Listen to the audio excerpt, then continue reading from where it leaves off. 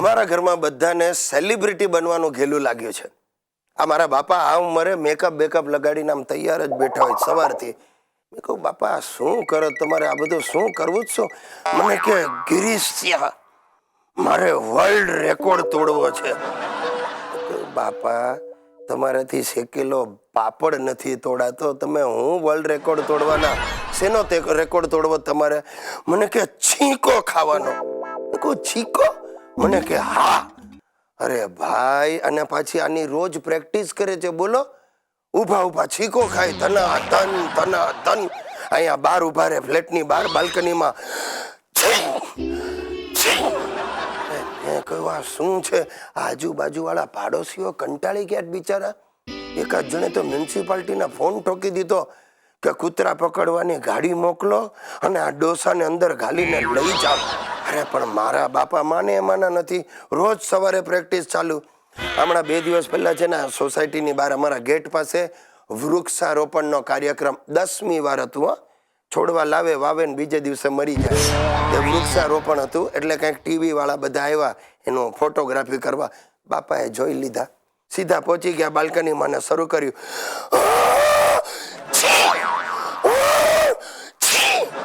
અરે પેલા બધા ભડક્યા. ટીવી વાળાને થયો કે આ કાંઈક ગધેડા ગાંડા થયા છે, હડકાયા કૂતરા પાછળ પડ્યા છે. અરે બધો માલ સામાન નાખીને જે રિક્ષા પકડીને ભાગ્યા. અરે ભારે થઈ જાય. દોસ્તો, એક બ્રેકિંગ ન્યૂઝ છે. અમારી સોસાયટી રાતોરાત શહેરમાં પ્રખ્યાત થઈ ગઈ છે. અમારી સોસાયટીના એક ખૂણામાંથી ગળી એટલે કે મીઠી માટી મળી છે. થયું એવું કે ગઈકાલે સવારે છોકરાઓ વચ્ચે બાધાબાધી થઈ. એમાંથી એક છોકરાએ માટીનો લોંદો લઈને બીજાના મોઢા પર માર્યો.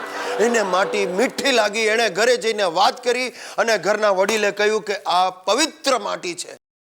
કૃષ્ણ કનૈયા દ્વારકા જવા નીકળ્યા ત્યારે કદાચ આ જ જગ્યાએ બેઠા હશે. ચોરેલા દહીંમાંથી એમણે લસ્સી બનાવી હશે. એ લસ્સી ત્યાં ઢોળાઈ હશે અને એટલે જ માટી ગળી થઈ ગઈ છે. સાહેબ, ડોસીઓની માટી લેવા માટે પડાપડી શરૂ થઈ ગઈ છે. પણ સોસાયટીના સેક્રેટરીએ માટી લેવા ઉપર પ્રતિબંધ જાહેર કર્યો છે. અરે ગામે ગામથી મારા સગાવાલાઓના ફોન આવે છે.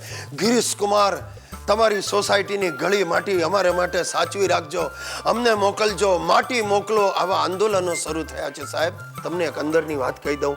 આ એ જ ખૂણો છે જ્યાં સોસાયટીના કૂતરાઓ હંમેશા પડ્યા રહેતા.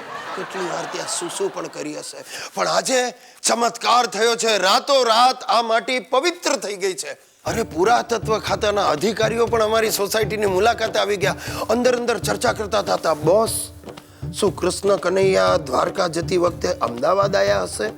એટલે બીજાએ કહ્યું તો સાહેબ આ સોસાયટી 5000 વર્ષ જૂની કહેવાય. રેકોર્ડ તપાસો. જેના મનમાં જે આવે એવી ધારણા કરી રહ્યું છે. ખગોળ શાસ્ત્રીઓ અમારી સોસાયટીની માટીના નમૂના લઈ ગયા છે. અરે એક ચેનલ વાળા તો સવારથી લાઈવ ટેલિકાસ્ટ કરી રહ્યા છે. કલયુગ में सतयुग की मिट्टी कहाँ से आई, माटी में मिठाई क्या किशन कन्हैया ने मिलाई. અરે સાહેબ, મારા બાપુજી ને દાદાજીએ તો પ્લાન બનાવ્યો છે કે આજે રાત્રે બધા સૂઈ જાય ત્યારે પાવડો ને કોદાળી લઈ જઈ એક તગારું ભરીને માટી ઘરે લઈ આવી છે. હિતિયો પ્લાસ્ટિકની ઝીપ વાળી થેલીઓ લઈ આવ્યો છે. પ્રસાદની જેમ માટી ભરીને વેચવાનો પ્લાન કર્યો છે. બસ આ બધામાંથી એક મારી સુસલી બાકાત છે. કારણ કે એ ગઈકાલે જ એની માના ઘરે ગઈ નથી. સાહેબ સાચું કહું, મારું મગજ પણ ચક્રાવે ચડી ગયું છે. મને સમજાતું નથી આ ચમત્કાર થાય કેવી રીતે. જો આ માટી માંગવા માટે જ ફોન હશે પાછો. હલો, અરે હા હા હા સુશીલા બોલ. આ જોયું તે ટીવી પર જોયું?